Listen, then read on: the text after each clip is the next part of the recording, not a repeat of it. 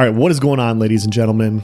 How is it going? I am Is There No One Else? And in today's video, I wanted to cover another aspect of the Caravan debate that has been happening for the last week. I've been seeing more and more of the same comment, and I wanted to chime in with some numbers and kind of disprove some things that are going on so that we all have access to the same information, so you guys can see where I'm coming from and I can see where you're coming from. And so some people may ask, hey, why are you doing another video on this? And it's like, hey, I like math, I like numbers, I really like how the system's set up, and I want to talk about it. I want to talk about it because, yeah, this is what we have to talk about right now, and so that's what we're going to do. So Nice did a video a couple days ago, and he got this comment. Now, no disrespect to this person or anything. They bring up some really good points. I just wanted to kind of fill in some more things, and so that's what we're going to do here. But he says, the risk versus reward still really seems out of balance to me. And the way modern MMOs are played, 100% of the time is that players will take the most efficient path. I mean, if they know what the most efficient path is, they will. Absolutely. But not everybody does. But yeah, typically that's what you want to do in all aspects of what you're trying to do. But he says, gonna have to make up some numbers here to try to quantify things, but let's try to compare the current risk versus reward of attackers versus defenders. Let's say the defenders have 15 players who have all farmed for 5 hours. So you got a group of 15 friends, guild members, whatever, you farm for 5 hours to attain these cargo goods, and these goods can be sold for 5,000 gold in the next node. Let's say the attackers have 15 players as well. So keeping it same amount of numbers, let's also say the penalty for a death is a 1-minute corpse run and negligible gold repair cost. We don't know what it is, so let's just say it's negligible. I mean, that's fair. This is all completely fair so far. On defeat, the defenders lose 75 hours worth of work in time, plus maybe 15 minutes to set up the raid, 15 minutes of the corpse walk time, and about 3 gold in repair costs because they're negligible. On victory, they win 5,000 gold. On defeat, the attackers lose 15 minutes of corpse walk time and 3 gold in repair costs, and on the victory, they win 5,000 gold. And he says, as is, no one is going to want to risk their caravan to get the same reward they could get by losing nothing and going on the attack. Modern players optimize the fun out of everything. I mean, we optimize for sure, and sometimes it's not as fun when people I get it. A small corpse run and repair cost is in no way even close to the comparable risk to all that time wasted grinding the mats, and plus the defenders still have the same corpse runs and repair costs. This is all fair. You mentioned why it should be the defenders taking 100% of the risk, but I don't see any logical reason why. This to me reminds me of a pirate versus trader system, and in real life both sides assume incredible risk. The traders risk losing all of their gold, goods, and the pirates risk being caught and then being hung at the gallows. Since we can't permanently kill attackers for losing, I think we're going to need to find some mechanism to even the odds, or it will just never be used. I brought up the subject of the fact that most people in guilds attacking caravans will be involved with a node, or they will be a part of a guild because it's a team-based game. And because of that, you are subject to guild wars. You are also subject to node sieges. If you make too many enemies, your enemies may want to level your node and all the progression that you've put into said node. And so yes, it's not killing you permanently, but it is wiping out a lot more progression than a 75 hours worth of farming. And so that's the risk that I brought up. A lot of people want to disagree with me and say that doesn't exist. I think it will, because I've seen it happen in other games. But we don't have to debate that. We don't have to debate that at all. That has nothing to do with this video.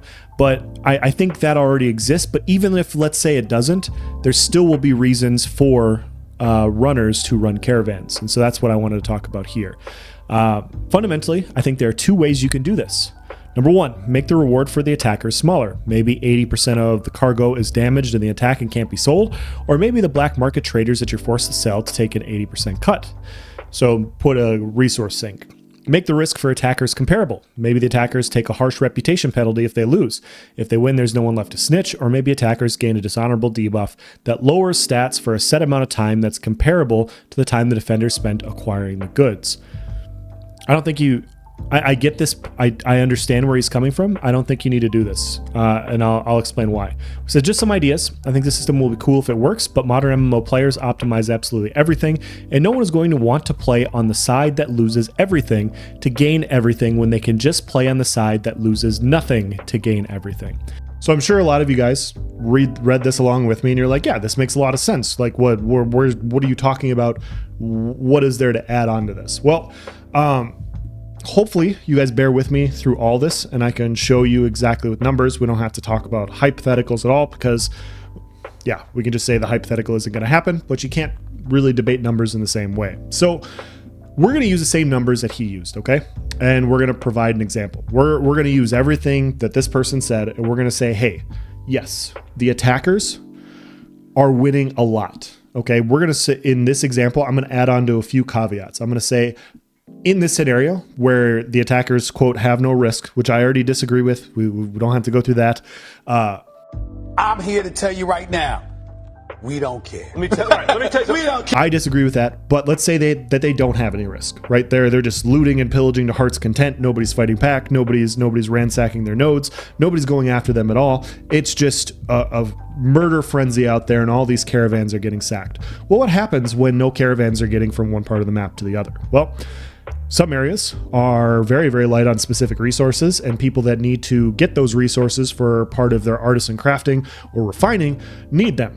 And when the supply is low, really low, the demand goes up. And so the main thing that this person is missing in this discussion is why it costs 5,000 gold to go to the other place. They're not taking into account how much gold they're making if they just stay at their own node and turn it in at their own node. The reason caravans are out there to do these things is incentivization. You're incentivized to go out and farm these things. And so we're going to round a couple things. Instead of saying a 15-minute run, we're going to say it takes an hour. We're going to round it because we're already talking hours the other way. That way we don't have to make goofy fractions any more than we have to. We're going to say all the hours worth of farming is the same, but we're going to travel an hour away. And so we're going to say that attackers universally across the map are winning 80% of the time. They are winning 80% of the fights. And the question is why would you send out caravans at that point? What's going on with you? What are you talking about? Well, it depends on the return on investment, right? And so let's look at a scenario. Let's say that if we travel to Miralith, let's say it's an hour away, we make 5,000 gold. Well, let's say it's a 5x return in Miralith, and where we're at, we only make 1,000 gold. If we do 5 runs, hypothetically, let's say we do 5 runs, we do 5 different farming runs. So each week, our 15 members farm 5 hours a week. We turn it in our home node. It's very safe. Nobody's gonna ransack our home node. So each time we're safely turning in 1,000 gold, which means that after 5 weeks, we would make 5,000 gold if we turned it into our home node. If we come over here in this hypothetical situation, and let's say the attackers are winning 4 out of 5 times. So we, over the same 5-week period, we're running this caravan run. 1 out of 5 times we win. 4 out of 5 times we lose. In this situation over here, we also make 5,000 gold. And so in this situation, even where attackers are winning 80% of the time versus us, like we're bad, let's say we're not very good PvPers, let's say there's a ton of attackers, let's say we're choosing our times poorly, we're just not winning a lot, we're not very good.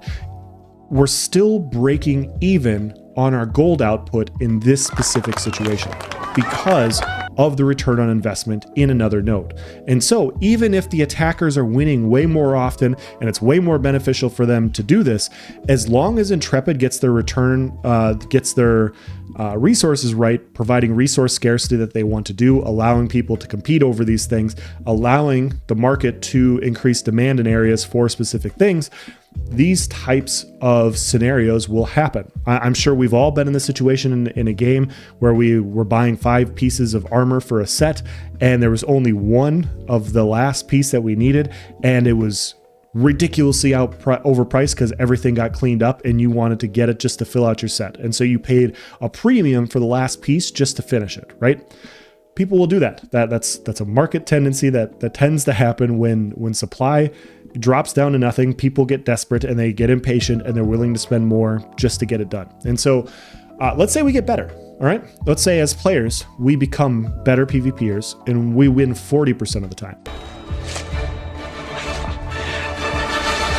This is something else. So we're winning 2 out of 5 times. So in this situation, yeah, we're still losing more often than we win, but we're winning a little bit more. We're picking our times better. We're choosing our caravan routes more wisely, and we're avoiding some major routes. We're just playing a little bit better. We've gotten better as a team.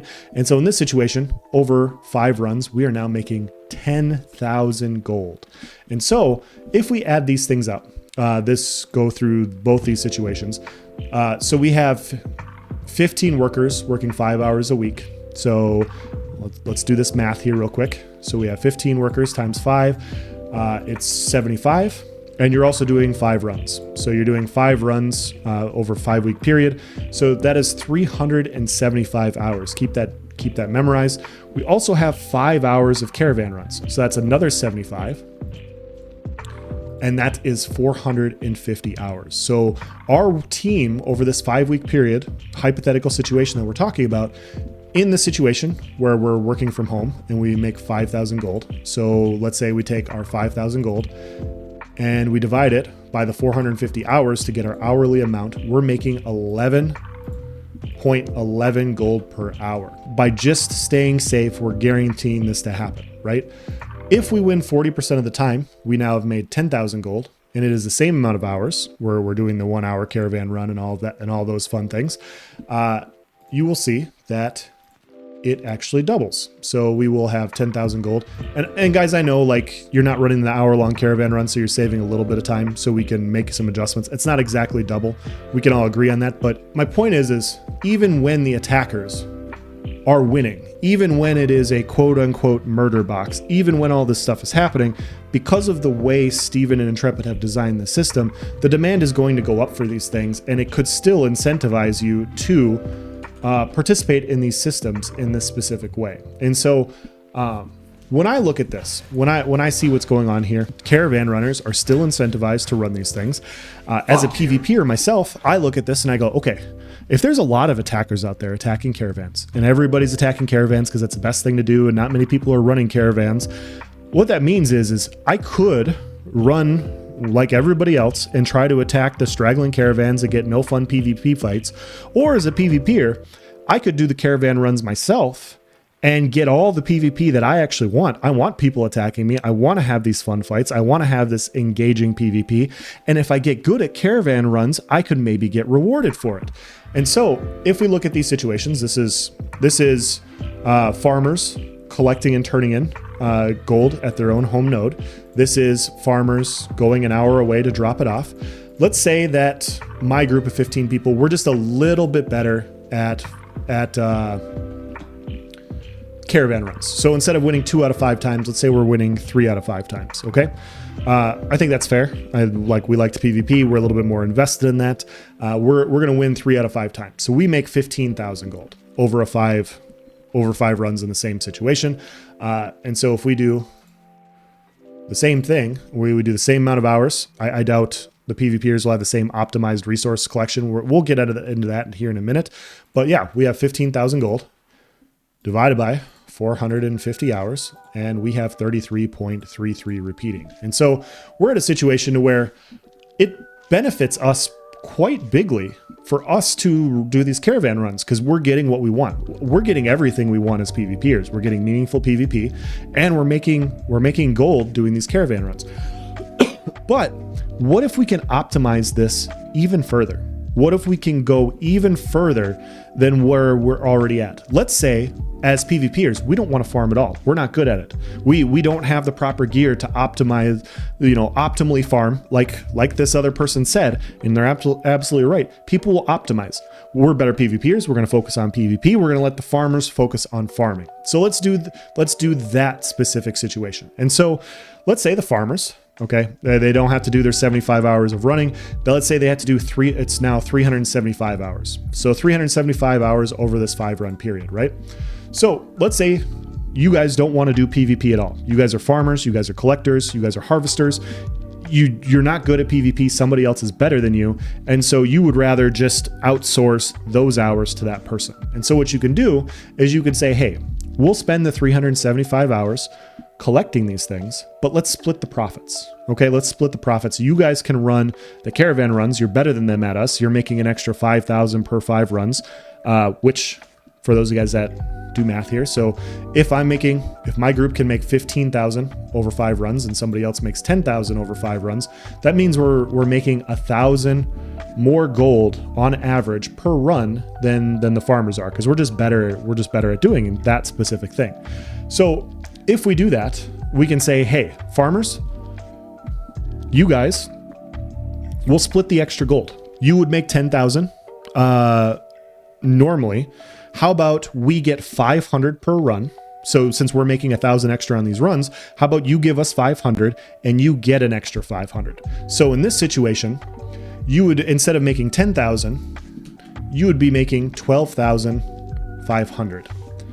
Because that extra, you would be splitting the difference from my profits to yours. So you would now be making 12,500. If we go to the calculator once again, and we do 12,500, and we divide it by 375, because now you've taken hours away from farming or from caravan running. You don't have to do those anymore. You are now making 33.3 gold per hour. You have now increased your gold output by outsourcing your caravan runs to PvPers. And so you guys now make more profit than you did before. You have to work less hours, but you make more gold per hour doing this. And so you guys, the collectors and harvesters and all that, you guys can spend more time doing the player loops that you really enjoy. You don't have to run the caravans, but you have to find people and work with people that run caravans well. Me and my group of PvPers, we no longer have to farm resources. We can now outsource ourselves, and we are basically stating over here, hey, we are willing to take 500 gold, because you're giving us 500 gold per run, because that's 500 gold an hour divided by 15. We then get 33.33 gold repeating. And so in this situation, the farmers are making 33.33 gold. Over here, the PvPers are making 33.33 gold. But the difference is in this situation, now all of my hours that I spend outsourcing PvP and allowing other groups of farmers to give me their resources. We transport it for them.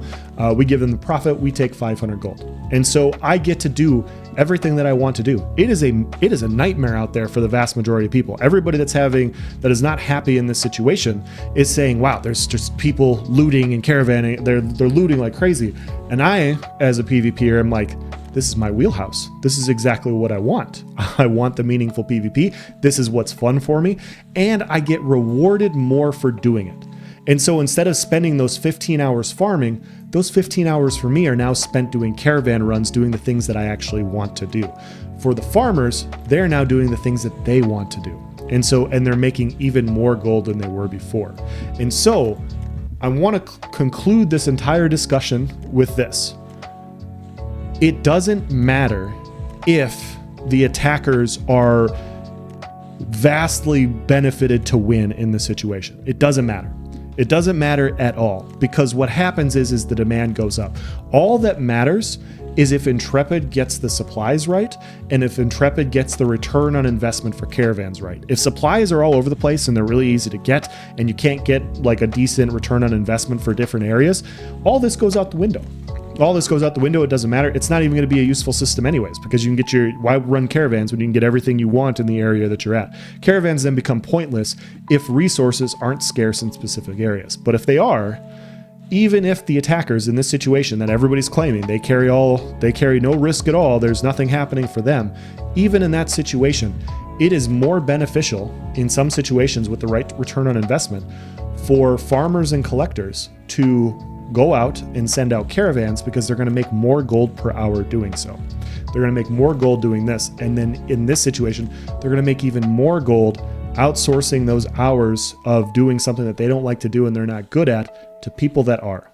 But yeah, I know it's another long video, so I'm going to end it here. Hopefully this was informative. I just really wanted to show you guys what I'm talking about. It's tough to show, but yeah, you can't really debate numbers. If the return on investment's high enough, the incentivization for caravanners will be there regardless of how much the attackers win. And for PvPers, the incentivization will be there to run caravans too. And so this entire caravan attackers are all PvPers and caravan defenders are these runners. It's not true. It's not true. Like some of us just want combat, and it doesn't matter if we're attacking or defending a caravan. We just want combat. And the fact that there's a system out there that potentially will exist that rewards me for being good at what I do sounds pretty awesome. And it rewards players for working together, and they make more. That's the end of the video. Thank you for watching, guys. Have a nice day. It's time to stop! It's time to stop, okay? No more! Where the fuck are your parents? Who are your parents? I'm gonna call Child Protective Services. It's time to stop!